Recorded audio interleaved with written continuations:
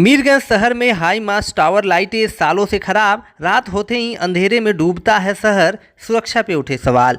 मीरगंज नगर क्षेत्र की सड़कें इन दिनों रात में खामोशी नहीं अंधेरे से डराती है।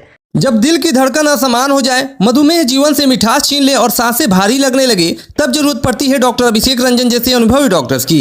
सक्षम इमरजेंसी हॉस्पिटल गोपालगंज का पहला रजिस्टर्ड प्राइवेट हॉस्पिटल, जहां आधुनिक तकनीक और बेहतरीन सुविधाओं के साथ छाती, हृदय, डायबिटीज, लीवर, पेट और नसों की बीमारियों का भरोसेमंद इलाज होता है। 24 घंटे आईसीयू की सुविधा उपलब्ध। हथुआ मोड़, मरछिया देवी चौक, जेपी चौक समेत कई प्रमुख स्थानों पर बरसों पहले लगे हाई मास्ट टावर लाइट अब खराब हो चुके हैं और धूल फांक रहे हैं। कभी शहर को रोशन करने के उद्देश्य से लगाए गए ये टावर लाइट अब 100 पीस बनकर रह गए हैं। स्थानीय लोगों ने शुक्रवार को इस मुद्दे पर चिंता जताते हुए कहा कि रात के समय सड़कें पूरी तरह से अंधेरे में डूब जाती है, जिससे राहगीरों और दुकानदारों को भारी परेशानी होती है। बहुत दिक्कत हो रही है, ताकि वह जल्दी तो सब सारे जनता को रात को सही रहती है। लाइट कट जाने की वजह से सारी जनता को थोड़ी बहुत दिक्कत हो रही है।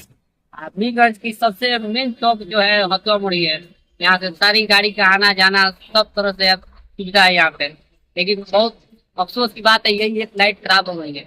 हम सरकार से यही कहेंगे कि लाइट कुछ बढ़िया से बढ़िया किया जाए। रात बिरात चोरी का भी डर रहता होगा, लाइट और नहीं रहता तो लोग परेशान रहते होंगे। फिर आगे जो लाइट कटने के बाद तो डर तो रहती है। लाइट रहती है तो ऐसा महसूस होता है कि साथ में कोई है। लाइट जब से लगा है तो महीना दिन चला है ठीक ठाक, उसके बाद से ही परेशानी है। कई बार हम लोग आवाज़ उठाए लेकिन इसका कोई रिक्वेस्ट नहीं हो रहा है। ठीक है, सांसद महोदय से कहना है लाइट जल्द से जल्द बनवा दिया जाए।